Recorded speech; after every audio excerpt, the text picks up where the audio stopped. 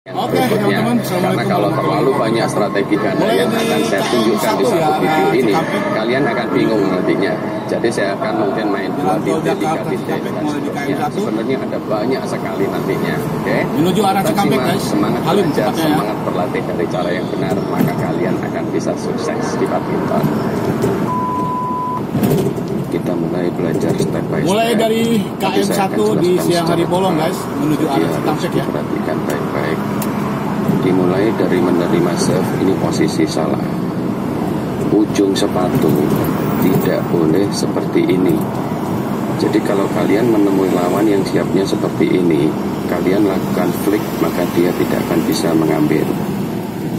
Ini posisi siap pemain belakang yang salah, karena jarak kedua kaki terlalu pendek dan lutut tidak ditekuk sehingga refleksnya akan kurang.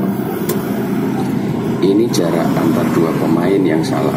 Jika menemui lawan seperti ini, Anda lakukan flick, maka itu akan berhasil karena semuanya salah.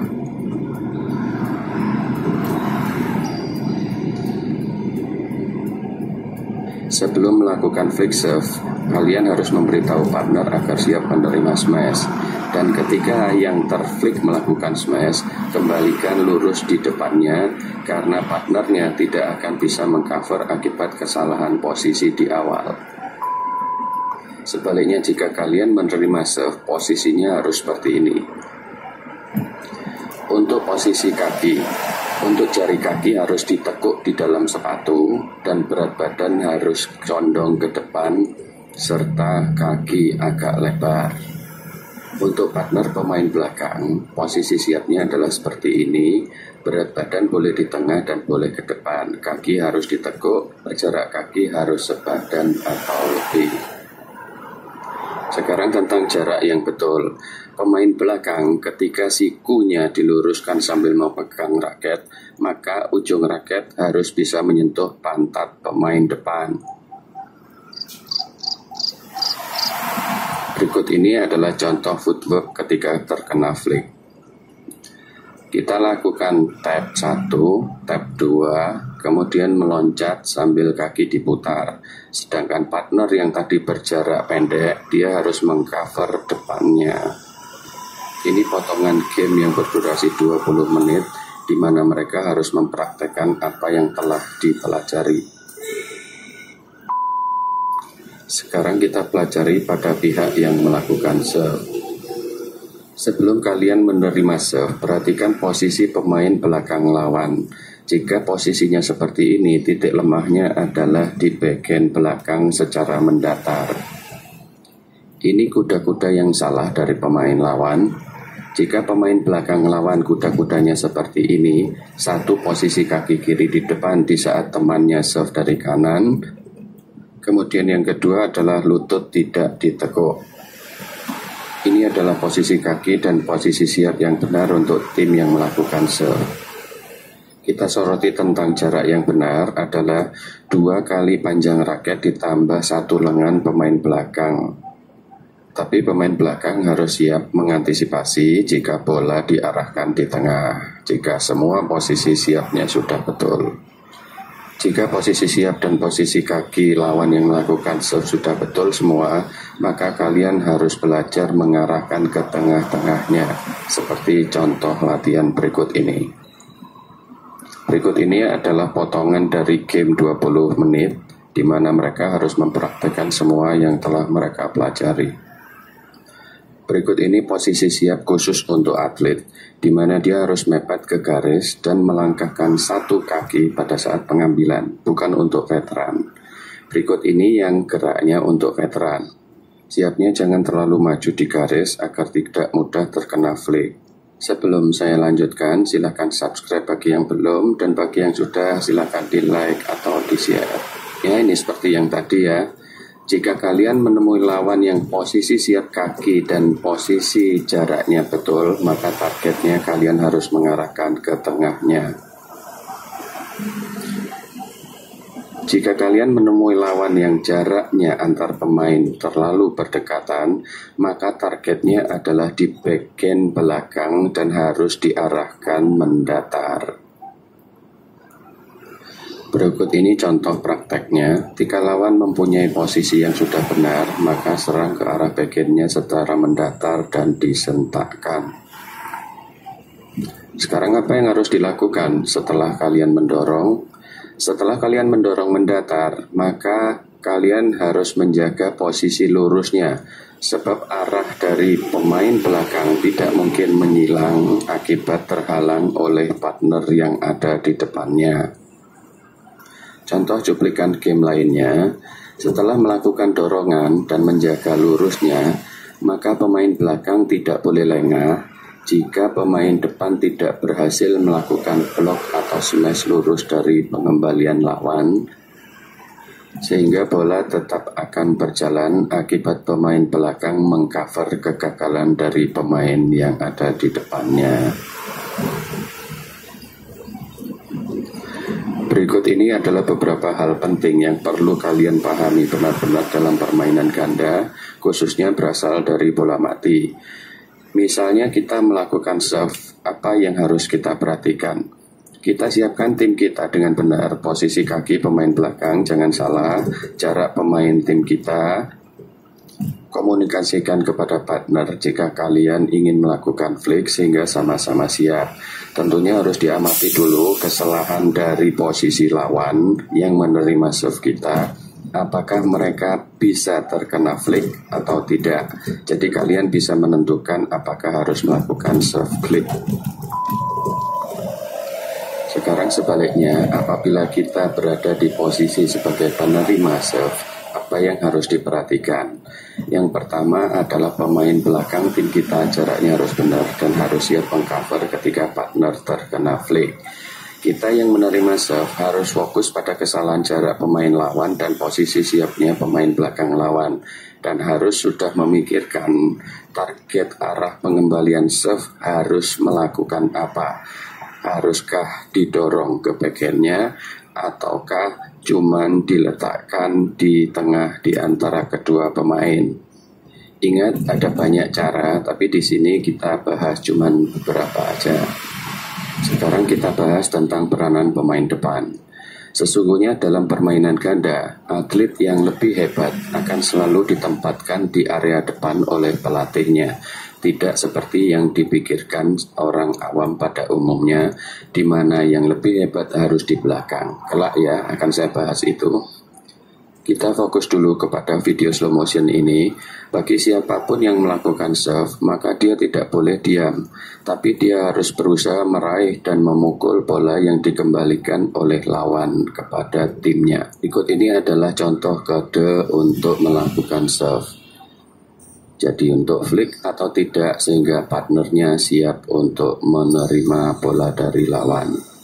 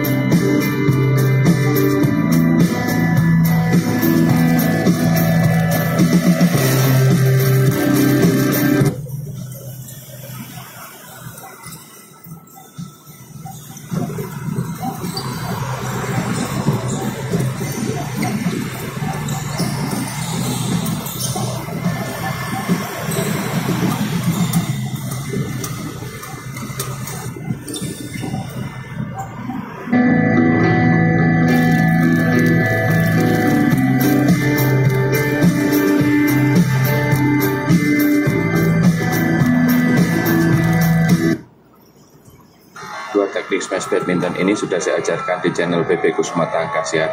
Ini teknik smash part 2 menggunakan forearm, sedangkan ini adalah teknik smash part 1 menggunakan brace. Pelajari video detailnya di playlist channel kami. Halo pemirsa YouTube yang suka bulu tangkis dan ingin belajar badminton dari YouTube channel PB Kusuma Tangkas, jumpa lagi dengan saya. Kali ini saya ingin melanjutkan pelajaran cara latihan badminton berpasangan yang biasa dilakukan oleh para pemain ganda sebelum memulai gameplay di sebuah pertandingan. Pada jilid kedua kali ini masih sama seperti jilid 1 yang lalu, yakni berpasangan smash dan defense. Teknik defense yang digunakan adalah teknik pingpong, membalikkan serangan, jadi bukan melambungkan seperti pada jilid 1 yang lalu. Bagi kalian yang belum tahu tentang teknik defense pingpong, kalian bisa klik link yang saya siapkan di pojok kanan atas itu. Untuk footwork dalam melakukan smash masih sama seperti jilid 1 yang lalu, yakni menggunakan footwork menggunting. Bagi kalian yang masih baru, smashnya pelan aja, tidak usah keras.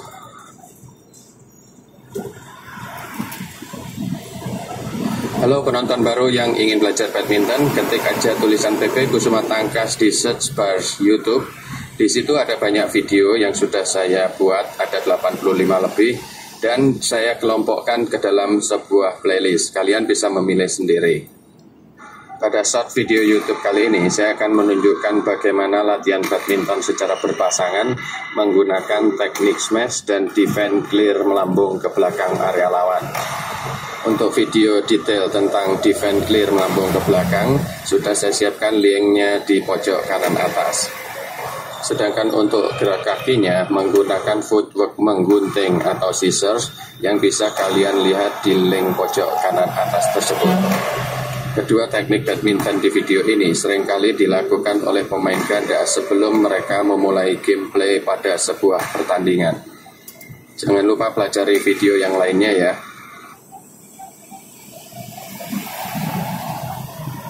Ini adalah cara lob clear yang pertama. Untuk gerakan footwork, menyilang ke belakang, sedangkan teknik yang digunakan adalah sentakan otot brace.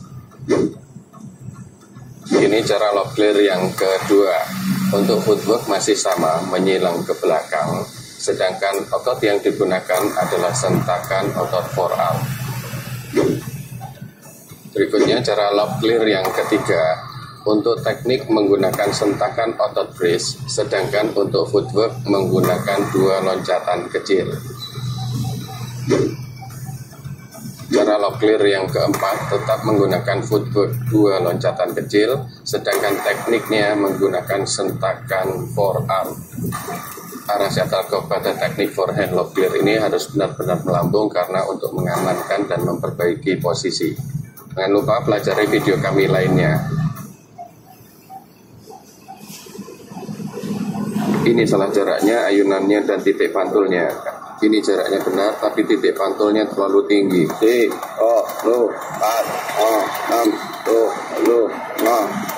Cara ke-1 sentakan raket di dada dengan titik pantul sekitar kepala. Ini cara kedua. Dalam berlatih wallboarding, jarak kaki terhadap tembok adalah 1,5 sampai 2 meter. Cara kedua, sentakan raket di sekitar kepala dengan titik pantul tidak terlalu tinggi. Cara ketiga adalah menggabungkan cara pertama dengan gerakan meloncat ke kanan sambil melakukan smash. Sedangkan cara keempat adalah menggabungkan cara pertama dengan melakukan loncatan ke kiri sambil melakukan smash. Ingatlah poin penting latihan ini. Halo saudara, ada 3 latihan cara memotong bola dari lawan. Yang pertama, arahkan lurus dengan laju bola mendatar. Yang kedua, arahkan menyilang dengan mempertahankan ketinggian shuttlecock tetap. Lakukan berpasangan. Yang ketiga, praktekkan latihan pertama dan kedua tadi melawan 2 pemain ganda. Saudara bisa menggunakan American grip atau backhand full grip.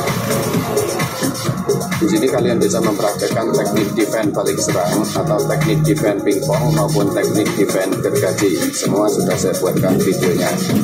Latihan ini untuk pemain depan. Arahkan bola lurus 1-2 kali, kemudian kejutkan menyilang. Kalau menanggung, smash. Gerakan defense ini salah, saudara. Ini gerakan yang betul. Begini cara melatih kebiasaan gerakan smash return dalam permainan ganda. Alat yang digunakan ini bisa dibeli di marketplace dengan harga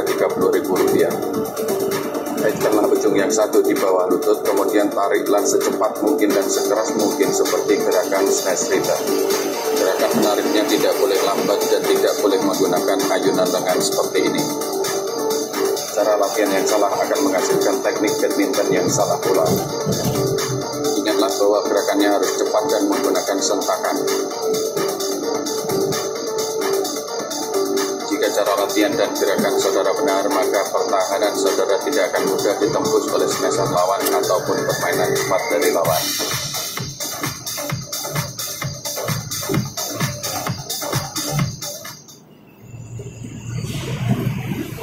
Ini gerakan yang salah saudara, karena menarik biasa.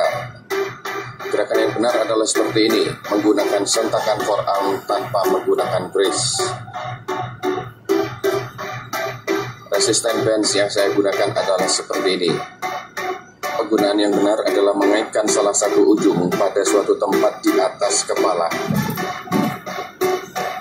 Kemudian lakukan gerakan seperti melakukan smash tanpa menggunakan brace. Sentakkanlah forearm sekuat mungkin, saya yakin tidak akan lebih rendah daripada ketinggian dada kalian. Ini adalah ukuran panjang resistance band yang saya gunakan. Pukulan smash saudara akan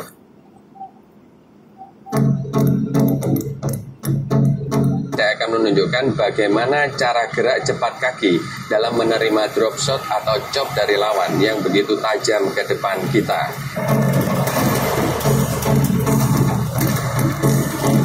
Ada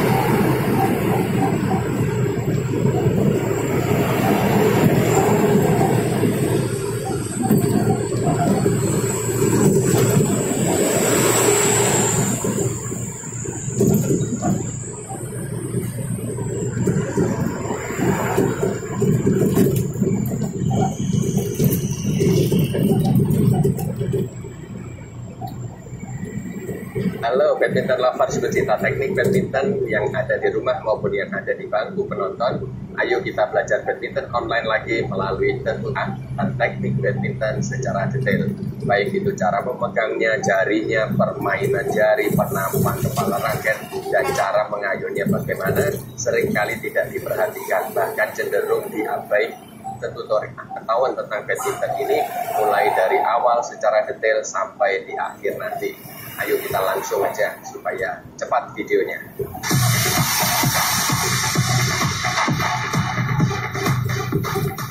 Hal pertama yang harus diperhatikan adalah bagaimana cara kita memegang raketnya.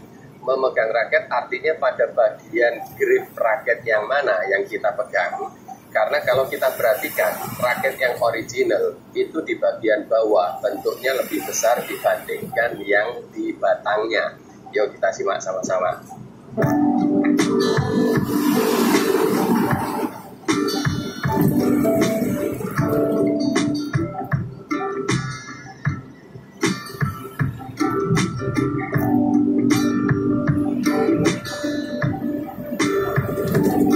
Untuk cara memegang raketnya, jangan terlalu bawah.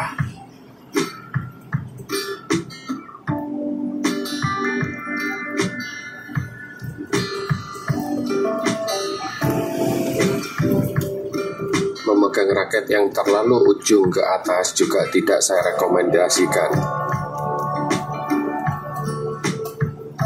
Cara memegang yang paling tepat adalah berada di atas batas benjolan raket yang paling bawah. Hal kedua berikutnya adalah bagian tangan yang mana yang kita pakai untuk memegang raketnya. Jadi perlu kalian perhatikan bahwa untuk daerah telapak tangan yang ada garis tangannya ini tidak boleh menyentuh raket. Pernah saya berulang kali tunjukkan cara memegang raket. Yang penting adalah bagian yang di sini. Kita simak sama-sama ya.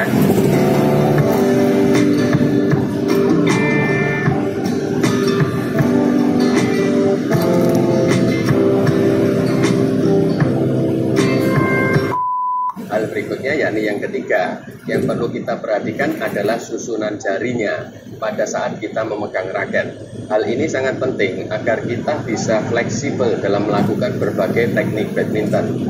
Untuk pukulan keras, 3 jari ini yang punya peranan penting. Untuk keterampilan, kedua jari ini yang mempunyai peranan penting, yakni ibu jari dan jari telunjuk.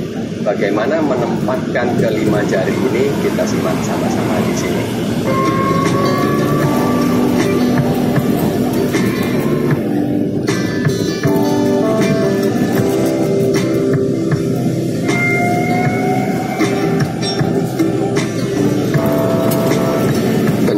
Ibu jari dan jari telunjuk membentuk huruf T pada saat memegang raketnya.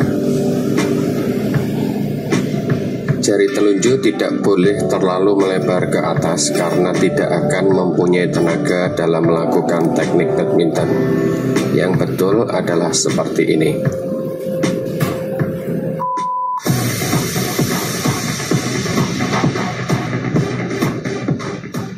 Hal penting berikutnya yang keempat adalah bagian ibu jari yang mana yang menempel pada pegangan raket.